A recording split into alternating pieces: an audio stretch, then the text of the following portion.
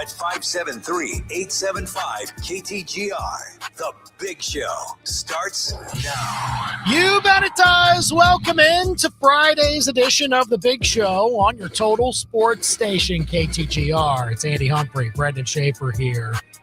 Starting in our transfer portal today.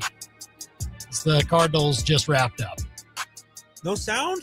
No sound? Still a fail on the sound. Oh, pew, pew. Pew. It was like a one-shot pew. Was that what it was? Yeah, something like that. Yeah. Something like that. It's, yeah. Where is it? Dang it. Come on. Anyway.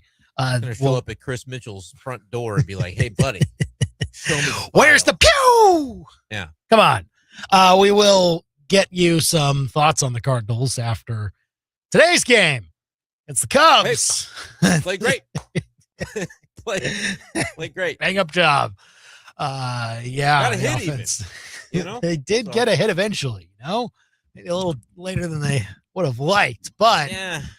This is how the road trip is going to start for the Cardinals. What do they need out of this road trip? We're going to talk about that coming up at 5:05. We're going to re-rank our MLB top 5 and bottom 5 teams today as well.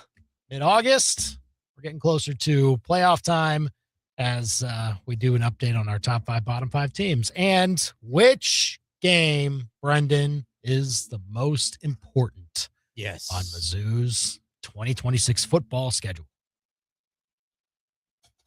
One of the 12 and not the first one. You only have 12 choices. I want to how deep are we going to go when we do a little ranking here? Are we going top 3 like we did for the toughest? Top 3, top 5. All right. Bottom 5. We're going to break it down. That'd be almost the whole list. Yesterday, Bill Self got to read his schedule, including the exhibition schedule. Yeah, sure for did. KU basketball, so we should at least get to read the whole Mizzou football schedule today. It's that time of year. 875-KTGR. Call or text us to join in on the show. You can watch us on YouTube and on Facebook. Leave a comment there and subscribe to our YouTube channel as well, youtube.com/@KTGR Sports. Let's go. Now, the Big Show's Big Deal. Which game is most important for Mizzou football? They obviously have a lot of top 10 opponents that are on that schedule, at least preseason top 10, according to the coaches poll. We're going to learn the AP very soon for the preseason rankings, but which one would you peg as the most important on Mizzou's schedule? That's what we want to hear from you. There are some that are the toughest. I think we all agree that at Georgia is the toughest one. Then you kind of go down the list of, Texas is in that mix, Texas A&M, at Ole Miss. Oklahoma can be in there as well. But if there's a game on the schedule that you see from Mizzou and you're like, that's the one that if that's a win, then a lot of the rest of the season can at least be covered up by this one being a win. Which one is that for you, Tiger fans? Call or text us with what you think at 875-KTGR here on the Big Show's Big Deal, 14th day of August, 2026. It's not at Georgia. I'll say that. That's not the most important. It is the toughest. It's not the most important. I agree with you.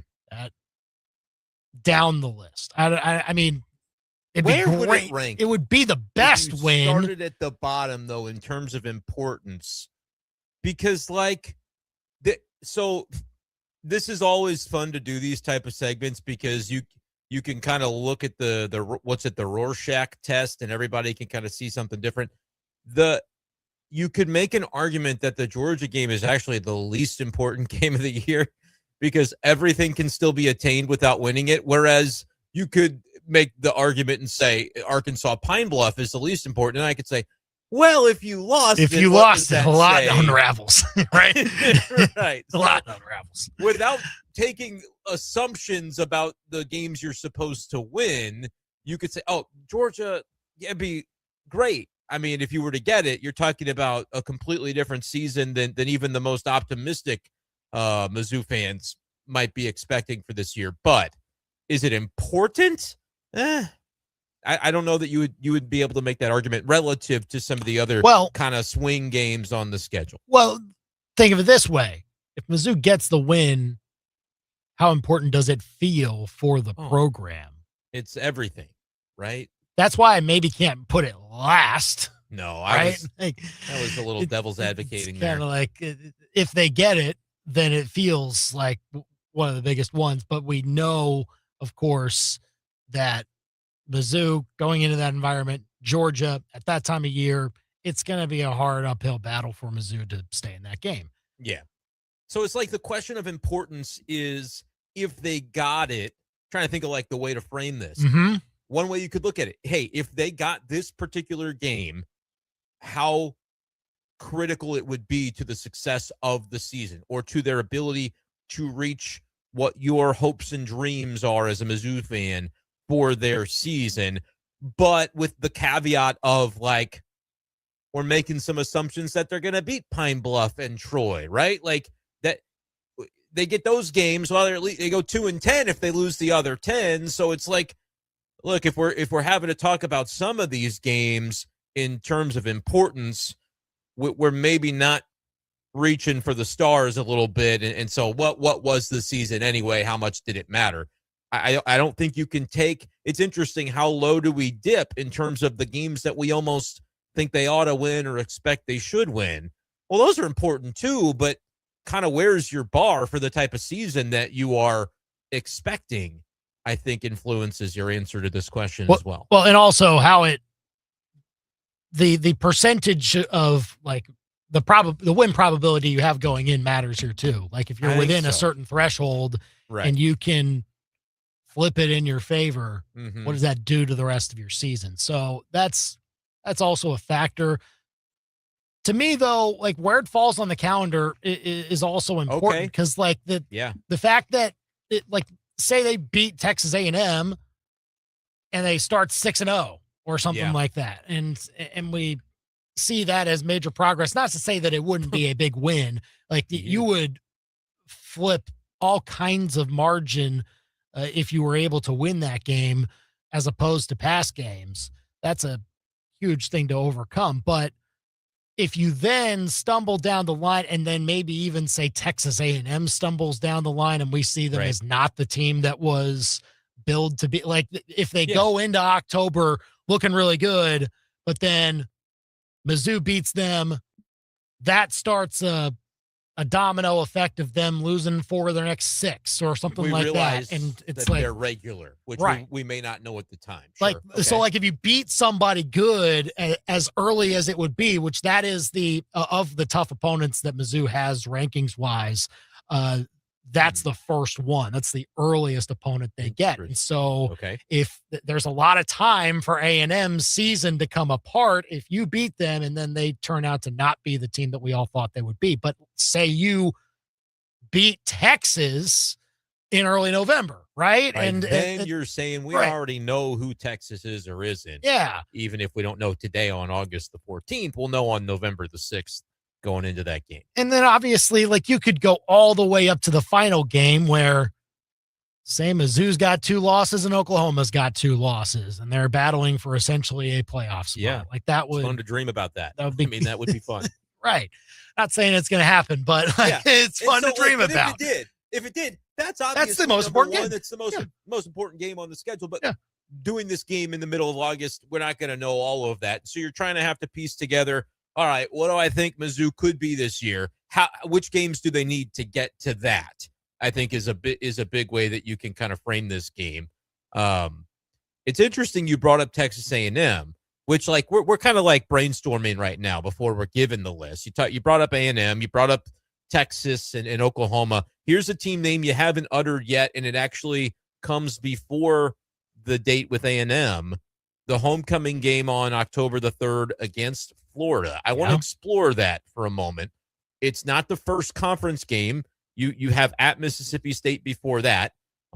That's your first road conference game and your first conference game. It's not your first road game because you also go to Kansas, and we know that's a meaningful opponent for people, and it's always a challenge to go on the road. So, like, there's some early ones that, depending on what your ceiling is that you're putting on this Mizzou team mentally, you might be looking at games like Kansas and Mississippi State and saying, well, I don't want to get too far ahead of myself. Those are some pretty important games. But the Florida one's the one I want to focus in on because this is a program of notoriety. But notice I said program. I don't know about what kind of team they're going to have. No because clue. The teams that they've had recently are so-so, but then you get a new coach and like it's always easy for the public to dream on Florida. Yeah, and look, I genuinely think John Summerall will be better than Billy Napier. Like, I think he's got it more put together than the way the Billy Napier era started. I am bullish on John Summerall and would think that whatever start Billy Napier had to his Florida career, John Summerall will have a better one. So I'm not saying that that's a shoo-in win for Mizzou. Like, yes, they could start 5-0, but that is the biggest hurdle, if you ask me. That's the game for me that I'm going to have a hard time leaving off this list, because I think it makes too many assumptions about the season in a positive direction if we gloss over that one. Yeah. Again, if I'm doing a top 3 of the most important games on Missouri's schedule this year, Pine Bluff, you get the opener. Kansas right away after that. It's a road game.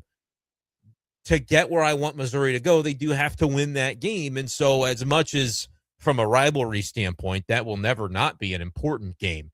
Like, that does need to, and it may not be a win, but it needs to, almost in the context of, if I'm giving you a top 3, almost be assumed as a win. Because I can't sit here and tell you that Kansas, your first conference game on the road at Mississippi State and Florida are your most important games, and you're sitting there 5-0 and you finish the year 6-6. Well, though, I wasn't correct in my assessment of what the team was. I'm setting the bar too low. But like Pine Bluff, okay, we get it. Kansas is going to be a challenge on the road because it's a road game, because it's a rivalry game. Beat Troy. Got to go to Mississippi State. That anytime you're going on the road in conference, but it's not easy. Not easy. But like, the first time I'm really like, okay, if we assume the sale on the early stuff, which I recognize you can't do, but if I'm saying here's what's important about the season, and you drop any of those first 4 games, I'm like, we're in trouble this year. That's like, if they're not 4-0 going into homecoming, I'm kind of thinking the ceiling is very limited and it's going to be hard to dream. Is that fair? It sure is. You're scraping for bowl eligibility if you lose any of those first 4. 2 road games in 4 weeks is tough, but the opponents are manageable. Yeah. Kansas and Mississippi State. Yeah. Florida's the one that it feels like South Carolina from last year, where people are going to be telling us that they're good early, more likely than not. We're not really going to know. And in the end, South Carolina wasn't a year ago. Yeah. But it felt significant to go ahead and get the win, because teams like Missouri and Florida in this coming year, meeting in the middle of the season, early part of the season, that there's going to be a fork in the road for teams like that are kind of in the middle of this jumbled SEC, and you're starting to try to get the data points to figure out who is what. Florida, to me, is going to be a game. I don't know if I'm going to say it's the most important game. I think it'll land in my top 3, though, as we continue to get further into this. Yeah, you got to show that you're still better than the middle. And I think at times Drinkwitz has been able to do that. He's not shown that he's been able to pick off a team at the top, at least recently. That hasn't happened. 2023 was a good example of him doing that. Like, Tennessee, it was a resounding win. Yeah, and they were kind of ranked at the time, right? They were. Yeah. Okay. Top 15. Yeah. So, I mean, there is still that data point, but since then, last 2 years, largely it's been this program beating who they've been favored against and not being able to pick off somebody that they were large underdogs against. So that is maybe what you're looking for this year, because you'll have several chances to be big underdogs. I mean, there's some monsters on the schedule. Yeah. You'll have opportunities to have people say you're in trouble going into a Saturday. How many times do you think that happens? Just off the, and look, this may be out there already somewhere. I don't know. But like, by the time we get to game week and on Monday, we're saying, here's the spread. How many times is Missouri the underdog, do you think? A&M.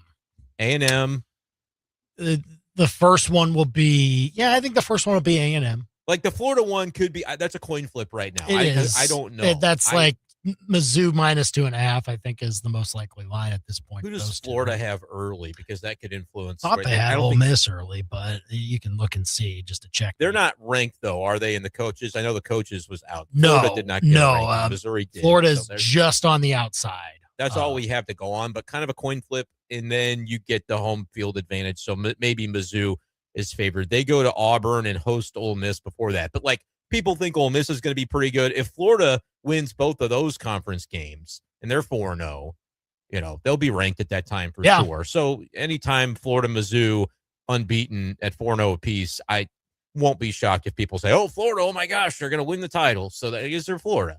But A&M for sure. At Ole Miss is a game we'll have to talk about. I think Ole Miss will be favored. Ole Miss will be favored. Mizzou probably, even at Arkansas on the road, is favored, but it might not be by much. Yeah. Hosting Texas, that'll be Texas. At Georgia will be Georgia.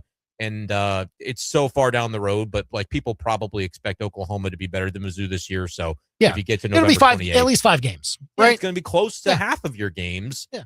And so, gosh, like I think Mizzou's favored over. That's why Kansas 6.5 is the over under for this team. There you go. Like that's why.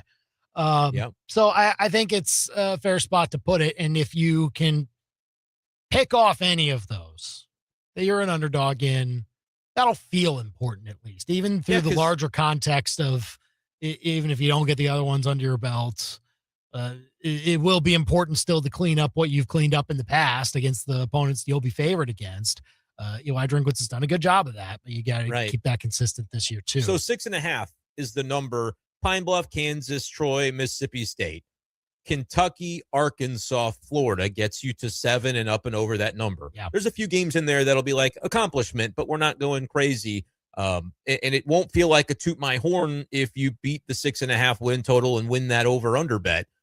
So now where the importance comes in is in the ways that it's most attainable, I guess, to get up and over even that, right? To get to 8, to get to 9. Where does that happen on Mizzou's schedule? What's another game for you that's on this list as we're going to have to put the numbers and the rankings on it here? Well, look, I think they can, at the time they're playing A&M, I think they can beat A&M. Don't know yet. I mean, it's hard to really predict. I think it's going to be a tough game. I put it as the second toughest game, but it's one that Mizzou can ride momentum off of being potentially 5-0 from that into winning that game. And that would be hugely important because then you're talking about October the 10th. If you did get past all the first 4 and then Florida, you're bowl eligible on October the 10th if you pull that off at home. Oh, man. It just feels so unattainable to me in the moment. Like, we're not predicting the schedule today and the wins and losses, but that's like, they haven't looked like they belong on the same field with Texas A&M in a hot minute. Definitely not. Coming from. And that's why there's a mental block that needs to be thrown there to be able to have a chance in that game.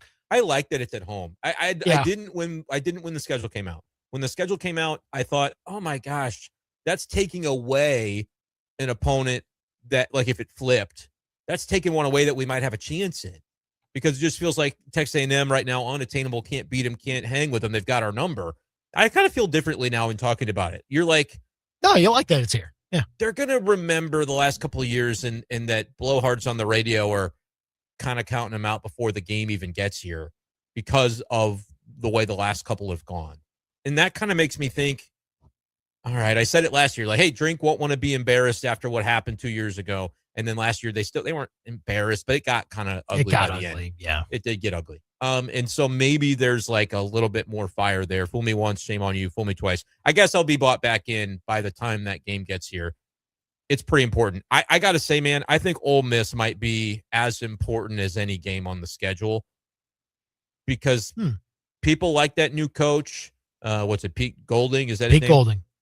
He's done a nice job of kind of rallying the troops after the Lane Kiffin stuff. I think there's still a lot of talent there. He kept a lot of the talent there, but I don't feel like that's like this unwinnable game. I'm not putting Ole Miss on this pedestal. I'm talking about of the road games that people look at and they're like, that's the one for tough me. Quarterback, right? Like that's for sure.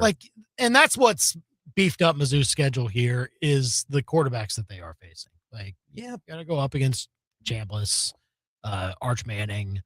You got to get Marcel Reed has obviously done very well against them. Of course, multiple A&M quarterbacks at this point. Right. Well, I don't even care who it is at this point. It's scary just with them. I don't fear Mateer though. I don't care about that. I just don't. Sure. I'm just saying we don't see a whole lot of returning quarterbacks. There are a lot this year in the SEC, and Texas and Ole Miss are the two biggest ones, and then I would say A&M for sure is because we just saw him last year, and whatever. But Georgia returns their starter also. There are a lot of SEC teams that are returning their starting quarterback, and I guess that's true. Mizzou has almost all of them on their schedule. Yeah, Stockton's good. And I get Mateer is not he didn't play well passing wise, I think, down the stretch, but he's still. I just am not afraid of him. Very good. Just not. I see. Why do I keep thinking that Texas is gettable? I don't know. Why do I keep thinking that? Because they're awesome. Their roster is loaded. Because we've seen it. We've seen them have down games. We on saw the road. They lost to Florida last year. Right. In November, Florida was nothing. Yeah, it can happen. And because tickets are $200 to sit on the hill, and people are going to be so freaking fired up to play Texas and get them at home for the first time in that renewal of that kind of old Big 12 thing. I just think people are going to be so fired up for that game. That weekend is going to be fun with the SLU game in St. Louis the night before. I do wish that the Texas game was at 3:00 instead of 11, but whatever. Get over it. I think you think it's gettable because you are imagining that it's going to be that Alabama atmosphere. It's going to be what Bama was last year, and maybe even you turn up a notch with that fully enclosed north end zone, the stadium rock-in. Environment's going to be there for that one. So, but is it important? It's important for sure. It would feel that way.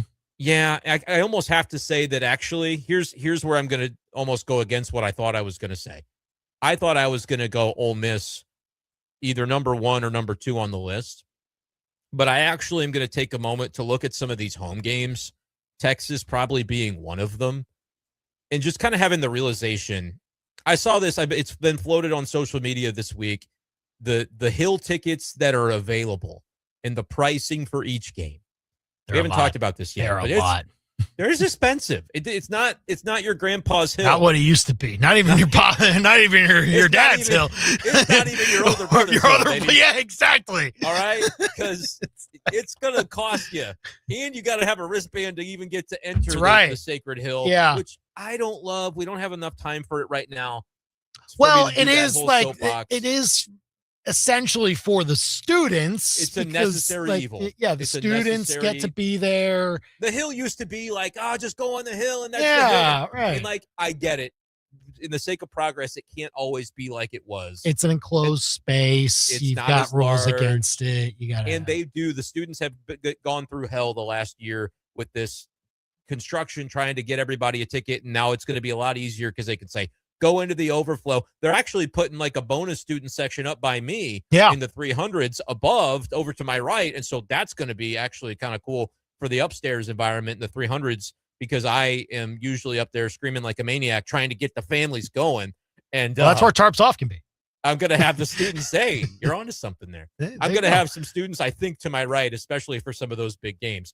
But because of that, Andy, I do have this fear of okay, we know NIL got to keep up with the Joneses to be able to succeed in this league. So that means tickets are going to go up.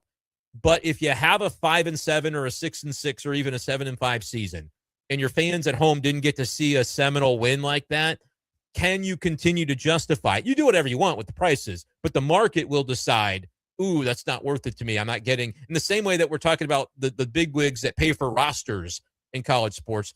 The everyday fan is also having to make those decisions with their wallet, and they're being asked to do more than it has been historically, which might be necessary to get the winning products. But I don't know if the demand exists in the way that everybody needs it to be for this to be feasible, if there aren't some wins at home that people are like, see, that's what it was for. So they might need one of those this year. And so I might actually steer it more toward the home games and say, Florida, I'll throw Texas on there because the hype is going to be through the roof. And even though they're going to be a top 5 team or whatever, we saw Texas lose to Florida last year. It can be done. Those are maybe 2 of my 3. And I'd say Oklahoma's on that list too. I'm throwing A&M in. Like Okay. I like because of where it is in the A&M schedule. feels like part of the schedule where we've seen Mizzou do well early part of the season. It's because their schedule was backloaded, and it's backloaded again this time. And so like the first they'll get earlier tests at Mississippi State. That's not easy. Then you come home, and then Florida will be the same team that Mizzou is, I expect, in stature and everything. And so it's a true coin flip. And so it's important to get that. For me. That's on the list. I agree with you on that. So you're going Florida, A&M, and which one? You like in Texas? Yeah, man. Like I don't know if it's like if you lose it, no shame at all. There's nothing really on the line for you if you lose that game. Lot to be gained, though. Lot to be gained. Like that's the thing. So if that's the only gauge of this, like how much to gain versus how much to lose, then maybe it shouldn't be on the list. But I see a lot that can be gained from that Texas game. I think Florida is probably very close to maybe my number one, just because of I think there is a decent bit to lose there. If you don't get that one, the end of the year we'll be putting lipstick on a 7-5 season, and we're like, hey, it's still pretty good. You did it about what they thought you would, maybe a little better. And like, that's fine. We did that last year, and I'm not ripping them for what they did last year. It is what it is. But like, it does feel like this in the moment before it even ramps up harder in 27 with an even tougher schedule, 9 games and more road games than home. Like, this feels like a pretty important kind of pivot year of, are we pivoting? Are we plowing into this NIL thing full steam and like, we're going to be a player in this?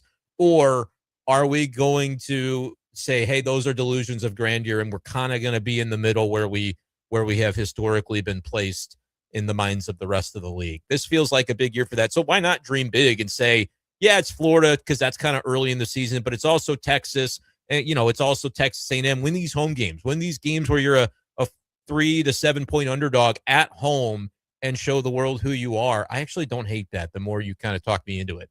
Call or text us. What's the most important game on Mizzou's 2026 football schedule? 875-KTGR. If you want to call or text us with your thoughts on it, we'll keep getting to some of those. We'll also talk about the Mark Mitchell situation. The update there is that you're going to need to wait longer for an update. We'll get to some of that, and also our MLB top 5, bottom 5 teams. All coming up here on The Big Show. Want to see the Cardinals at Busch Stadium this summer? Enter our exclusive ticket giveaways on the KTGR app. Download it now and don't miss your next chance to win. Thanks to your total sports station, KTGR. Your Tigers. Puts up a three-pointer. Good! And Missouri wins it in overtime. Play here. Running right sideline to the 10, to the 5, to the pylon. Touchdown, Missouri. Swinging a well-hit ball in the deep left center field. That's got a chance. That might go. Goodbye. Spins left, now pivots, got the D in the air, and lays it in with the right hand. Your radio home for Mizzou football, hoops, baseball, and more. Eli and the boys have done it again. KTGR. Window panes. You tell your kids to go practice outside. Next thing you know, a baseball comes right back through the window. Uh-oh. Now there's glass everywhere, and your kids swear it wasn't his fault. This is Silas Kuntz with Kuntz Glass. Whether it's broken windows, foggy glass, patio doors, or window repairs, Kuntz Glass and our 15 service trucks are ready for life's little window panes. Visit us at KuntzGlass.com. Kuntz Glass, you can see through and redo it. From the trainers to the coaches, the equipment managers to the players and fans, it takes a whole team to be truly successful. Hi, this is Sophie Cunningham, and if you're looking for the best team of jewelers in Columbia, it's Betts. Their staff has years of experience handcrafting jewelry, and when you combine that with the newest technology, it gives Betts Jewelers the ability to truly wow their customers. So talk to the team at your hometown jeweler today. Betts Jewelers in downtown Columbia. These beautiful moments begin at Betts. Begin at Betts. Hi, this is Joanne. We've had our homeowners insurance with Phyllis Nichols since she became a State Farm agent in 1996. After a storm came through, she turned the claim in on our behalf. When there was a hiccup with the claim process, she or the team were available to get the process running smoothly again. They updated the homeowner's policy with the new roof date and ensured the qualified shingle discount was added. Phyllis and her team remembered to ask about life events that we don't remember to tell them. It was 2 p.m. on a Tuesday when the phone rang. Brian Ware Plumbing and Restoration answered the call. It was a lady with a leak in the laundry room. The leak was easy, but what happened in her wall and on her bedroom floor? Not so much. Because water doesn't just drip, it travels. That's when Josh shows up. Josh is the restoration guy. He knows where water goes even when you don't. Finds it, dries it. Makes sure there's nothing left behind waiting to become a bigger problem. Better call Brian and Josh and unplug your plumbing problems. BrianWarePlumbing.com. 2 strikes in the at-bat here. Brady's got a brand new bat and cleats this season. He swings and rips the ball down the line for a double. That's a nice one by Brady. Next up is Tyler rocking gently used gear from Play It Again Sports. Whoa, he got a hold of that one and his teammate's going to come around to score.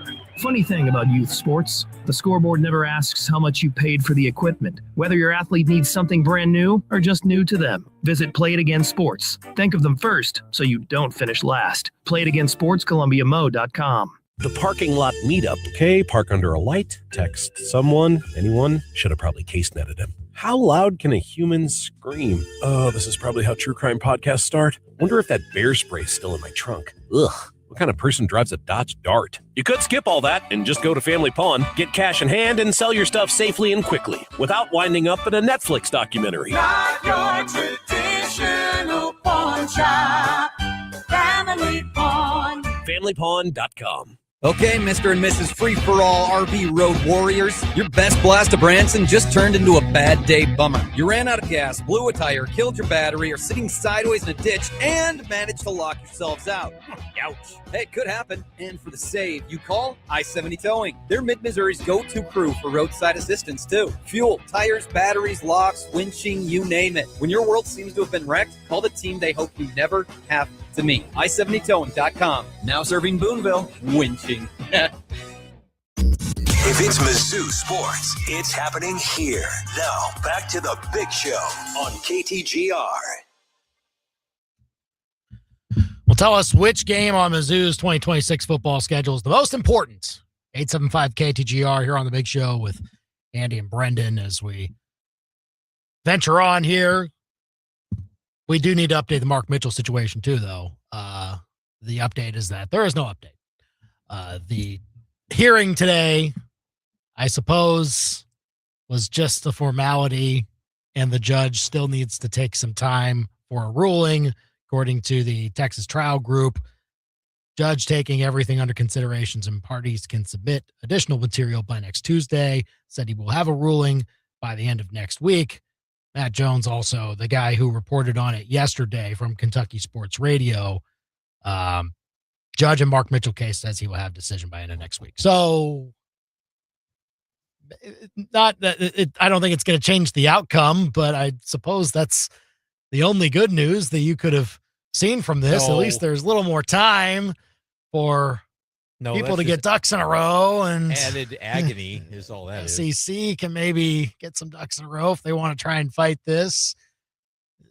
A little more time for Mizzou to scrounge up more dollars. I don't think they will, but hey, that part's true, I guess. Never know, I guess, until it's official. It ain't good. I'm kind of resigned to it. I've already done my moratorium on the whole. It's over, you know. It is what it is. They'll tell us next week what it actually is, but I'm resigned to it at this point. So hope I'm wrong, but I'm not gonna agonize for a week. Oh, I wonder if they're gonna come on. No, the expectation now is just assume that Mark Mitchell will win his case and will get to enter the portal and then go to Kentucky. Anything, I guess, can change, but that can be your assumption, at least for now, that all of that will take place. I still wonder about the transfer portal aspect of it all, because that is different. It's something that is not inherently in every single one of the cases that we've seen across the country on this certain case with the 5-and-5 stuff. That's been a slam dunk. The class of 2022 is getting their chance to play, even though they were not included in the initial ruling. But this would be a step further. So I at least am holding out to see if the NCAA will have the teeth to be able to fight that, and the judge agrees with them and says, yeah, that does need to stand pat, SEC could swoop in. But I think the mistake made could have been like Mark Mitchell not entering the portal when he potentially had the chance to, right? Because he still could. Yeah. He did. He could have, but he didn't know he was eligible. That feels like what they're going to say is like, well, he had no reason to enter it because he didn't know. Even if other people did it without knowing if they had to, it just feels like a weird line to draw against him. So I imagine that won't be a deterrent. It'll be interesting. Again, by the end of next week is when we expect the judge in the Mark Mitchell case to have a decision. I guess new evidence can be entered in by then, yada, yada, yada. We'll see what the decision ends up being. But next week, we'll find out. 875-KTGR. You want to join us with a call or a text. Let's go with our top 5, bottom 5 MLB teams. Another month to update this as we begin our bottom 5. Let's start off with our bottom 5 MLB teams. I have almost no changes from last time. Okay, I don't have last time in front of me. I do know that there are 4 teams in Major League Baseball, if my counting is correct, that haven't won a 50th game. That's correct. I'm looking at you, Athletics, Angels, Royals, and from the National League, the Rockies. I don't know if any of those guys can avoid the wrath today. I mean, I still have the Rockies dead last. Dead last. What did they do above, or I guess worse than those other 3 to draw your ire? Not much. I mean, the fact that they were probably at the I can't remember the last time. It would have been a month ago that we did this, but they were at the bottom of the standings the last time we did this. And so nothing's really materially changed there. I don't think technically at the moment they have the worst record in baseball. But again, I factor in more than just that. I factor in what their trajectory looks like, what their, do they have anything in the cupboard to be excited about for the near future? No, it's just, this is the state of the Rockies. It's been the state of the Rockies for at least 5, 6, 7 years now. I can't take them out of this spot. I just can't. Nobody has been worse. I mean, that's fine. I with the bottom stuff, it's really kind of hard to argue against that. The Athletics and Angels are right there by percentage points with the Rockies on who's the worst. Is it weird to think if with the Angels having John Mozeliak at the helm now that they're in a better position than they were? Yeah. So it's like, how long's he going to be there? Maybe longer than you think. Maybe. That's not the way that it seems to be trending is, it started off interim and then I'll name somebody and then I'll be out of here. And it's like, I might stick around, and I wouldn't be surprised to see him still involved next year. But like they had a deadline of maybe finally doing some of what they needed to do and trade away some pieces. So I'm cool with saying Rockies at the very bottom with you. And then maybe Athletics, Angels after that. It's interesting. I think it's Angels second worst. Okay. I still have the Royals at third worst. They're all tied for the bottom, these 4 teams. It's hard to separate them. They're all on 100 loss watch. Yeah. I guess they're not on pace really to do it. They're on pace to come close, but when you're like, you lost 4 in a row right now for the Royals, 3 in a row for the Athletics, like it's kind of over. And the losses can pile up when teams are in those situations. I just also look at the Royals I can understand why they think this year is an anomaly, and I will give them that. Also, their farm system got a little bit depleted, and there's injuries that have piled up that are going to affect them into 2027. They've got to, they don't need to completely revamp their rotation, but it's got to get a jolt. So that's why I can't really remove them from where they are at the moment. And then also recently, they're not really a young team either. No. Not. I wouldn't say that about them. You are excited about the young guys they have, but are they ready to push this team back to contention? Because you're basically relying on them to do that. The veteran players that you usually rely on to mix with a younger talent group and then generate that into competing for playoff spots, like they just whiffed on a lot of the veterans that they brought in the last couple of years. And in a mediocre division too, they're like by far the worst team. You know, like everybody's kind of mid and they stink, which I feel like is even a further reflection. So forget it. They're second worst to me. I'm changing my mind. Wow. Rockies, Royals, Athletics, Angels. I mean, if I want to be punitive too, I guess the fifth team is maybe for me the Giants, who do have a 50th win, but I put the Giants fourth worst, actually below the A's. I actually don't know why the A's dropped all the way down to where they did. I actually don't think I didn't want to put them too far down because I actually don't think they're an awful team. But they're the worst record in baseball. No, I get it.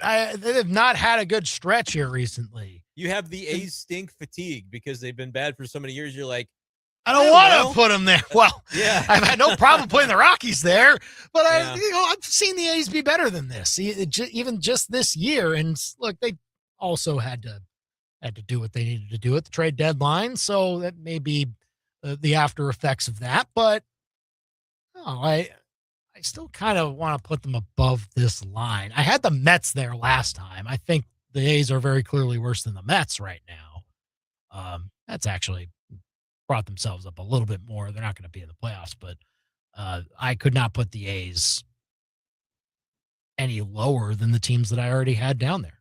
I mean, they do have some young talent too. Like, I feel like they're supposed to be in the rebuild process of moving their way up. And so maybe there's still some hope. I don't know. It's pretty bleak for all of them. The Giants, though, their inclusion for me is just, again, kind of like the Royals based on expectations. Like that, it wasn't supposed to be that way for them this year. And it has been every bit of that way. So there's a case to be made. They deserve to be even more punished, aside from me saying fifth worst, but I think that's where I land with them. And it's kind of crazy. Those are the only teams that are like way, way, way under 500. Like I think the Mets are next, right? Right. They're The like Mets, a few games ahead of this group. It's kind of part of that group, but everybody else is within 5 games of 500-ish. I guess the Mariners still are a little bit deeper than that, but the Mariners are not far away from a playoff spot. Like they're still even right 5 there in the division. Yeah. Like, so there's still some hope for them. Like very top heavy, if you ask me, which makes the top 5, bottom 5 easy. But yeah, the bottom is those teams at the bottom. They know where they are right now for sure. Pretty clear cut. So if you want to chime in on your top 5, bottom 5, 875-KTGR is how you do it with a call or a text. You can also comment on our YouTube and Facebook page. Up next, we're going under the bus. We have the top 5 coming up at 5:25, so don't miss that. But John Rooney didn't hold back on Wrigley Field, didn't he? Boy, oh boy. Let's get to that next. Now, your local Sports Center update on your total sports station, KTGR. Good afternoon. I'm Andy Humphrey. This Sports Center update is with Lee's Tire Company. If it's round and rubber, Lee's sells it. Go to leestirecompany.com. Cardinals earlier this afternoon could not get a run across the board against the Cubs as Chicago prevails 3-0 over at Wrigley Field in the first game of that 3-game series. Anthony Liberatore pitched well through 5 innings, going scoreless, but ran into trouble in the 6th inning. Cubs got all 3 of their runs in the 6th and dropped the Cardinals down back to 500 at 61-61. That was the first of an 11-game road trip for the Cardinals. They'll play again at the Cubs tomorrow at 1:20. Coverage begins at 12:25 on KTGR. Royals tonight will be at the LA Angels. First pitch just after 8:30 after the Royals were swept by the Dodgers earlier this week. It's also announced by MLB today that the Royals will be part of next year's Field of Dreams game in 2027 in Dyersburg, Iowa. They'll take on the Red Sox in that game. That'll be August 12th of 2027 as the Royals look forward to that one. Your ABC 17 Storm Track forecast is with Steve's Pest Control. Mosquitoes are not just unpleasant and annoying, but can be potentially dangerous. Call Steve's Pest Control today to nip this problem in the bud. Steve'sPestControl.com. I'm tracking more triple-digit heat this weekend. The heat index up to 105 tomorrow, still near 100 on Sunday, with isolated chances for showers and storms, mostly along and north of I-70 this weekend. You'll see those mostly in the overnight and mornings, both Saturday and Sunday, up to a half inch of rain in some places. The heat finally comes down early next week with a cold front on Sunday night and a few days in the 80s next week. I'm meteorologist Nate Splater, and that's your ABC 17 Storm Track forecast on your total sports station, KTGR. St. Louis Cardinals baseball. Over the years, it has meant the Gas House Gang, Stan the Man, Lou Brock, Bob Gibson, the Wizard, Big Mac, Yachty, Waino, and Pujols. All those names, and they provided so many memories. St. Louis Cardinals baseball, most importantly, has meant championship baseball. We'll be describing every play right here on the Cardinals Radio Network, powered by Gray Bar. Mid-Missouri's total sports station, KTGR. Life is loud, chaotic, hilarious, and occasionally peaceful. Your life fits you, so why settle for life insurance that fits someone else? At Shelter Insurance, our local agents help you design a personal protection plan backed by award-winning customer service. We're your shield. We're your shelter. Shelter Life Insurance Company, Columbia, Missouri. Call me, Valerie Nenechuk, 573-615-4090, 615-4090. It's another perfect morning. Birds chirping, coffee steaming, and you living your best outdoor life. But so is something else, clinging, lurking, plotting. Later, you feel the itch. You scratch, you panic, and you realize that tick is locked in on your leg like it signed a lease. It's not just gross, it's dangerous. Ticks cause drama and carry disease. So what do? If you could, you'd probably just light yourself on fire. But you can't. So you call Steve's Pest Control. Steve and his team are just as local as they are lethal, which means they've got what it takes to tackle your tick problem. Because pests are local, so is the guy who eliminates them. Steve and his team don't just spray and pray, they slay. Hi, I'm Steve with Steve's Pest Control. We're going to solve your pest problem. I guarantee it. Now you got a friend in the pest control business, Steve's Pest Control. Severe weather doesn't need an invitation. One strong storm, heavy rain, or gust of wind will turn a weak tree into a very big problem. No. That's why now is the time to call Advanced Tree Solutions. They identify hazardous trees and limbs before they even have a chance to damage your home, vehicles, or property. Seriously, don't wait for Mother Nature to make the decision for you, because it will. Advanced Tree Solutions, your tree's best friend. AdvancedTreeSolutionsLLC.com. My name is Matt. We used True Sun Exteriors for a pretty big siding project for our house. We used LP Smart Side. We did all new Pella windows, new fascia, new soffits, and they did a house wrap for us. True Sun was great. They communicated well. Whenever they got very large amounts of, say, the front and the side done, it was just awesome just to kind of see just the difference and what the house looked like. True Sun wasn't the cheapest. They weren't the most expensive. We did consider multiple options, but I think at the end of the day, I'd work with True Sun. It's good to see someone's proposal being so detailed and line itemed. You know, we're protecting our investment, and we love True Sun. We love Nevada and their whole team, and I'm confident that if we ever have any issues, they'll be there as soon as they can. The difference between a house and a home is the attention to detail. At True Sun Exteriors and Interiors, we'll turn your vision of a dream home into a reality. For more information or a free estimate, go to TrueSunExteriors.com. TrueSunExteriors.com. When my child was in grade school, I signed them up for Cub Scouts. I wanted them to make some friends and have fun. I had no idea the impact it would have. I did it. Today, they're a confident high schooler who helps without being asked and actually talks to me. Scouting gave them confidence, lifelong friendships, and values that stuck. Got a young grade schooler? Join Cub Scouts. It builds character and leadership. Visit beascout.org to find scouting near you. Paid for by the Great Rivers Council. Your daily fix of local sports lives here. This is The Big Show on KTGR.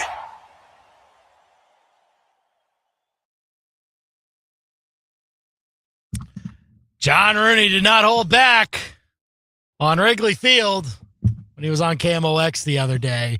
I believe him.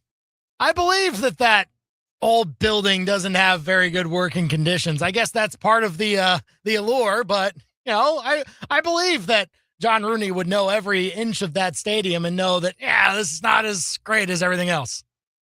Yeah, the nostalgia factor, a big one for Wrigley Field fans, that people that love the ballpark. You're John Rooney, who, as you mentioned on Camo X, kind of ripped the ballpark and said, not so great. You would understand the working conditions aspect of it when you're in the broadcast booth. Maybe you want some of those new bells and whistles compared to not as much of that fancy stuff. And he said, it's not because, the people aren't great, and, says that he loves getting to see all the other folks that work in the press box. They make it a whole lot better. He said they make it tolerable. Pretty good. I mean, look, maybe you just got to keep stoking that flame of the rivalry between Cardinals and Cubs. But hey, you know what? Riled up some Cubs fans today, that's for sure. They were not very fond of what John Rooney said, but you know what? I'm sure not. But guess what? Deal with it. John's not on Twitter, so he doesn't care what you That's think. right. He does not see He didn't see it. anything you are writing or saying about him on social media. And under the bus also to this, I guess, Chicago Bears analyst, insider, Ben Devine. I saw this, yeah. Yeah, this is, I'll call it unfortunate, but he probably did need to check more into where he was getting his info from. He said he had it on a good source, or had it on good authority, that the Bears were going to, that Indiana Bears was a strong possibility, and like Hammond, Indiana's push to land the Bears. They're going to get the team, but more than that, they're going to change the name from Chicago Bears, was what he had reported on Twitter, this guy. And it was one of those where I'm like, oh, it's already got 1 million views. I have no horse in the race. I know this isn't happening. Like, I'm like, this poor fellow was duped and bought it and reported it. Like, it was just too unbelievable to even, like, yeah, sure, the Chiefs are moving across the border, right? But they're not going to become the Kansas Chiefs. It's going to still be the Kansas City Chiefs, and the same will be true for the Bears if and when they move across the border from Illinois to Indiana. But they're still going to be the Chicago Bears. And like I just knew, I'm like, yep, there will be a retraction up here in a day. And that is indeed what happened. There's another Chicago kind of similar deal when the trade deadline was going on. Reported that they were getting Reed Detmers, and I was like, that stinks. I wanted Cardinals to get Reed Detmers, and then he was wrong. So that's something in the water in Chicago this week. Yeah, we're getting things wrong about Chicago sports things. I don't know why. Can you imagine, though, the Indiana Bears? Like, that was never in a million years going to happen. No way. They're not going to change the name of the team. It's insane. And it prompted, like, ownership to say, no, we're not doing this. Yikes. You got to hear it from us, I suppose. Not a great moment. Ben Devine, he did say he's going to own up to it. I deserve a lot of heat for this. The news breaking game is stressful. It Stay out of it if it's, you know what I mean? Like, that was not worth it.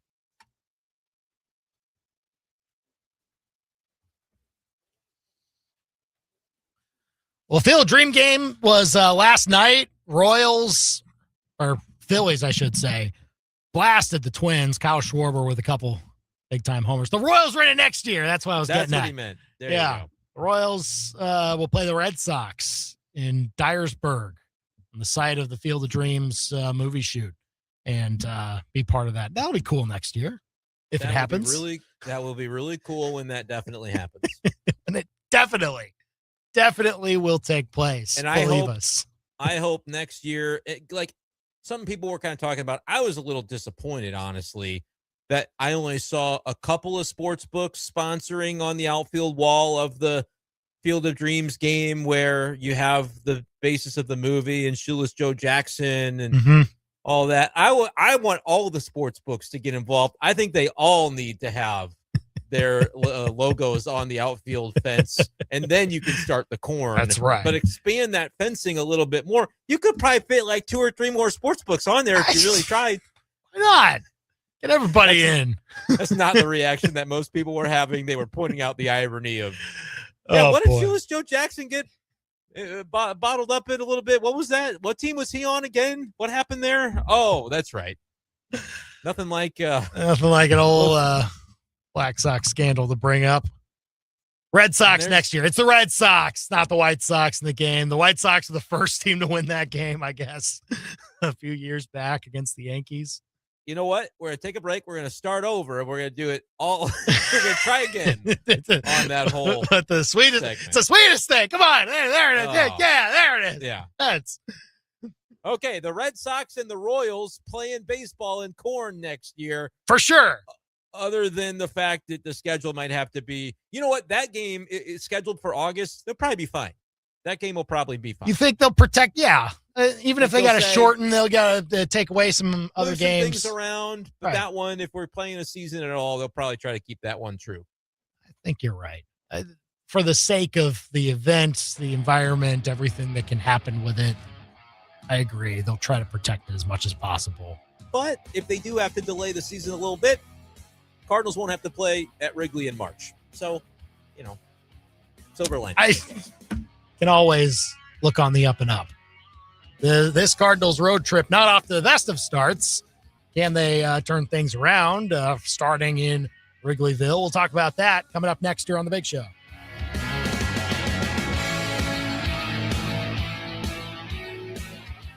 Window panes. You see a squirrel run across the yard. You grab the gun, head outside, take aim, and miss. Turns out a window is a lot easier to hit than a squirrel. This is Silas Kuntz from Kuntz Glass. We can fix your broken windows, patio doors, or foggy glass, but we can't fix your bad aim. As Columbia's oldest and wisest glass shop, Kuntz Glass is ready for life's little window panes. Visit us at kuntzglass.com. Kuntz Glass, and you can see through it. We do it. Potty training your little guy takes a lot of time, effort, and a whole mess of patience. Oh, sweetie, another accident? Or you could say screw all that and teach him how to pee off the deck. Seriously, what young boy doesn't want to stand on the edge of the deck and see how far he can pee off of it? Crutch's Custom Exteriors will help get your son trained like a champ. And, give you a really cool deck. Honey, he's peeing off the deck again. And not on your floor or in his pants. Crutch's Custom Exteriors. True beauty is on the outside. Now that's a perfect night. This summer, embrace the staycation because paradise is right in your own backyard with Shangri-La. Mid-Missouri summers are already incredible, but they can always be better. Punch your ticket to paradise this summer with Shangri-La Dispensaries. With 3 mid-Missouri locations, including Jefferson City and a superstore in Columbia, Shangri-La Dispensaries is paradise found. ShangriLaDispensaries.com. Every business owner wants to be the hero, closing sales, fixing problems, taking care of customers, and somehow marketing the business too. You're not 3 people, so stop stressing like you are. You don't have superpowers, and human cloning isn't quite a thing yet. That's where we at Fuse 32 come in. We handle your website, social media, digital ads, and a whole lot more in-house. That way, you can focus on what you do best. Fuse 32. There's nothing we can't do. Fuse32.com. KTGR AM Columbia, KTGR FM Fulton Columbia, K286CL Columbia, Mid-Missouri's total sports station. KTGR. This is Sports Center. I'm Ed Bankin. There have been suspensions in the NFL on this Friday. The league suspended Falcons edge rusher James Pierce Jr. for the first 8 games of the regular season. He was suspended for violating the league's personal conduct policy. He will not appeal the suspension. Commanders defensive end linebacker George Armstrong has been suspended without pay for the season opener for violating the NFL's personal conduct policy. Armstrong is coming up with a knee injury. Bills defensive tackle Fadarian Mathis has been suspended for the first 3 games of the season for violating the league's substance abuse policy. The NFL preseason continues tonight with 3 games on the schedule. The Lions opened their preseason last night against the Bengals. And Detroit radio analyst and former Lion Lomas Brown said the offense on ESPN radio may have to carry the defense for a while. A lot's going to be put on the offense this year. I think the offense is going to have to be proficient. I think we're going to have to use our offense as defense at times. 3 games are on the preseason schedule tonight, including the Broncos and the Falcons from Atlanta. In baseball, the Cubs continue to roll. They beat the Cardinals 3-0. The Cubs are 10-3 in the month of August. If you run a small business, you've got to try Gusto. Get unlimited payroll runs and get your payroll taxes filed automatically. Offer health insurance, 401k, and more. Get started for free at gusto.com.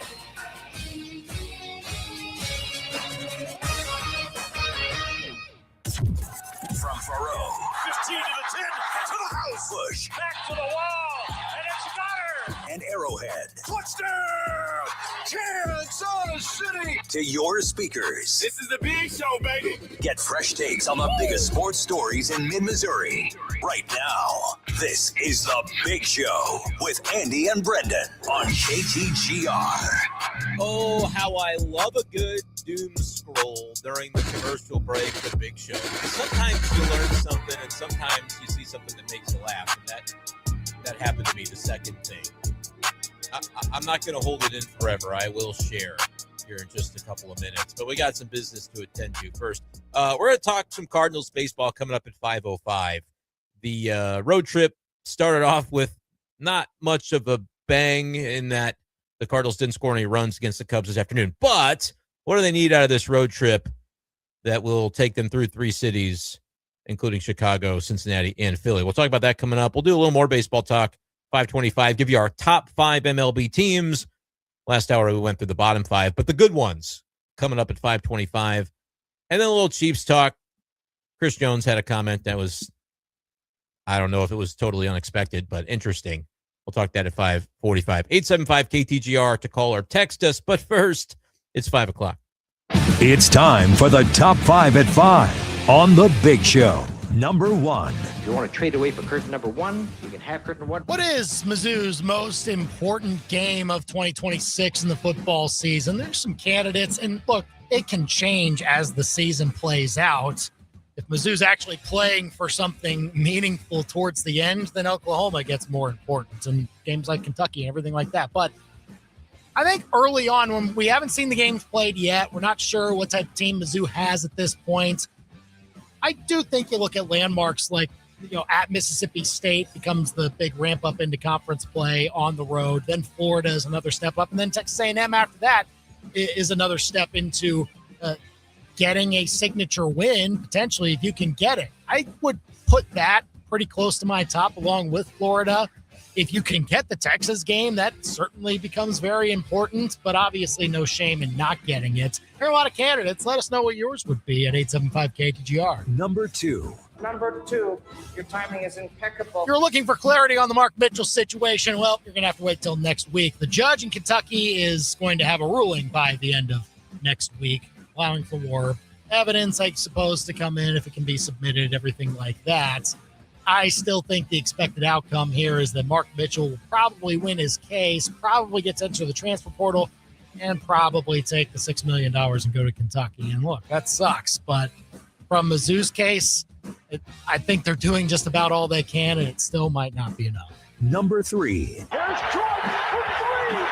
Cardinals lose with no offense against the Cubs earlier today. There were no hits for quite a while for both teams. Cubs eventually broke through in the 6th inning with 3 runs, 2 of them charged to Matthew Liberatore, and the Cardinals are back to 500. Look, to be in the wild card race still, this is going to have to be a strong road trip for them, and it's not off to the best of starts, but obviously a lot of time to try and turn around against some divisional opponents, and then ending it with the Phillies next weekend. Number 4.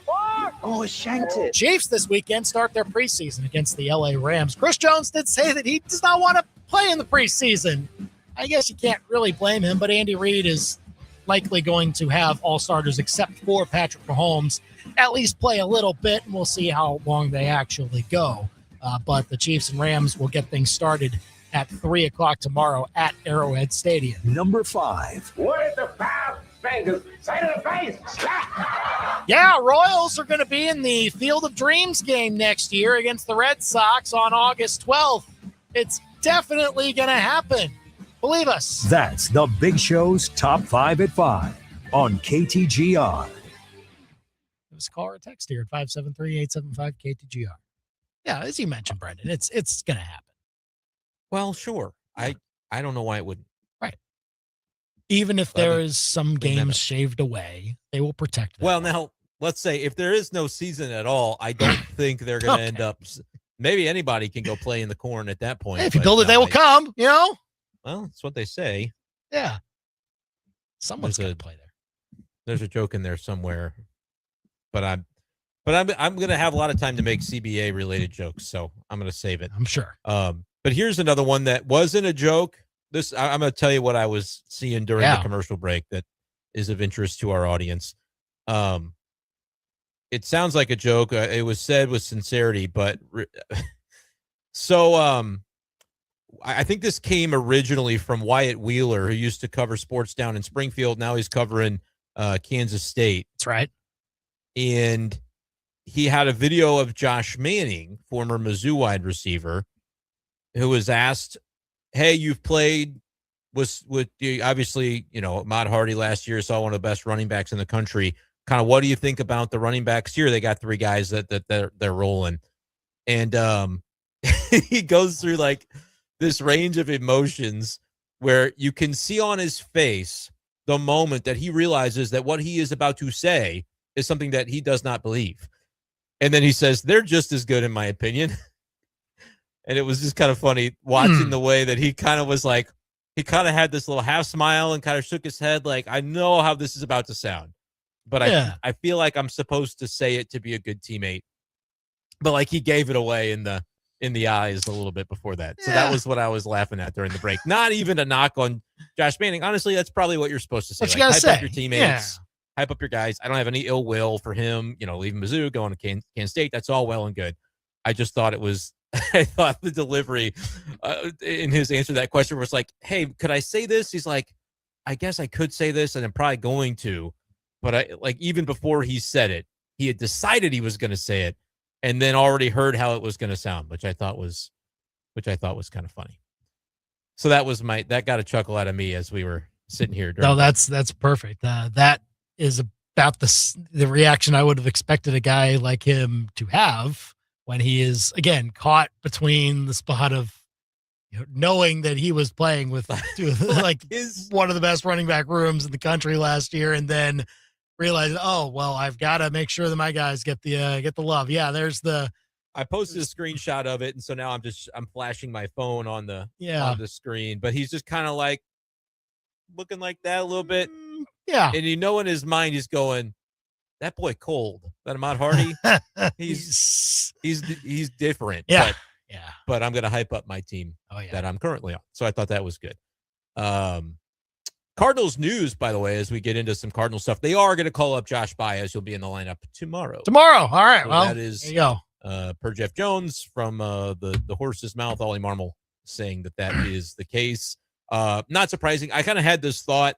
The Cubs have shuffled up their rotation, I think, a little bit, but originally it was scheduled for a lefty tomorrow, lefty Sunday. And I was like, oh, they'll probably just call up Baez then. Now they've mixed it around. I think Cabrera's coming off the IL, going to start Sunday, a right-hander. But Baez, why would you bring him up for today if this wasn't the matchup or whatever? I don't know, but he's up tomorrow, and it'll be Prieto that goes down. Okay. Jeff Jones reporting that his locker was kind of being cleared out and everything. So yeah, that's the skinny on that. And I think that makes all the sense in the world to get him a look here now that we're past that date of the 45-day threshold. Like, he'll still have rookie eligibility next year when the Red Sox and Royals are playing in the Corn. Joshua Baez will be eligible for Rookie of the Year. The reason that matters is, hey, if you win Rookie of the Year and the team does not manipulate the service time at the start of next season, that team gets a draft pick. I think it's between like the first and second round. So it's like a valuable pick. Yeah. To incentivize teams from not doing the prospect manipulation in April. That's what they want Joshua Baez to be eligible for, whether he's that type of talent or not. We'll find that out. But he'll be playing tomorrow at Wrigley, which makes sense. Like, what if the wind's blowing out? Why would you not want to start him at Wrigley and then they go to Cincinnati? Like, those are two ballparks that he might be able to find his footing as a power hitter rather than like Busch Stadium. We've talked about all the trouble for right-handed hitters and power numbers there. So that's the note for all the fans who have been really excited to see Baez. He's going to get his shot here. Well, it does make it a little interesting. We talked a little bit about this while you were at Busch, Brendan, of, okay, so what does that actually mean for the outfield? Because you can stick Baez in the corner and I mean, Nathan Church is a center fielder, but with how Everson Pereira has been playing, you at least probably platoon that, don't you? He gets chances against lefties and still has a spot really to grow against that type of lineup. Yeah, I think I think that could be that the problem with this is I think Pereira more of a Pereira. I'm going to try to work on the pronunciation. Pereira. The R is there. I know they may not be saying the R on the TV broadcast, but it is there. But it's a little bit of the Pereira. Pereira. It's a little tough. So I think Roll your for R's. non-Spanish speakers, they're just like, I don't know, say whatever you want. But he is a right-handed bat that you would say, oh, let's get him in there against lefties. So could he be platooning with Church more so than anything? Will be interesting to see. We've seen that where Church is out against a left-handed starter, but it's like, I'm trying to think, it was Christopher Sanchez. Like that was a particularly tough matchup. So you could see that a little bit. They feel like maybe with Pereira, they're not losing a ton defensively compared to Church. And then you put Baez in left, and like that would be your lineup when they face a lefty, I think, most of the time. Against a righty, you'll probably want to expose Baez to some of that too, but maybe more selectively, I would think. That is also interesting, that part of it, because you wonder how much Baez will be given the spot. Like you want to see him develop as much as possible, see if it's something useful for you down the line.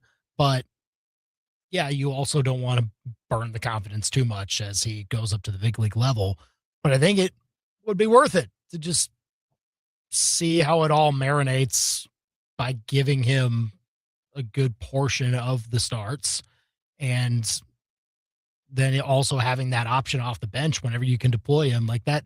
That also kind of elevates that too, because I was afraid that Brian Torres might have been the casualty of that move, that he would maybe be the one sent down just by nature of it. But it ends up being Prieto, and you can still have Brian Torres there in the outfield filling in every so often.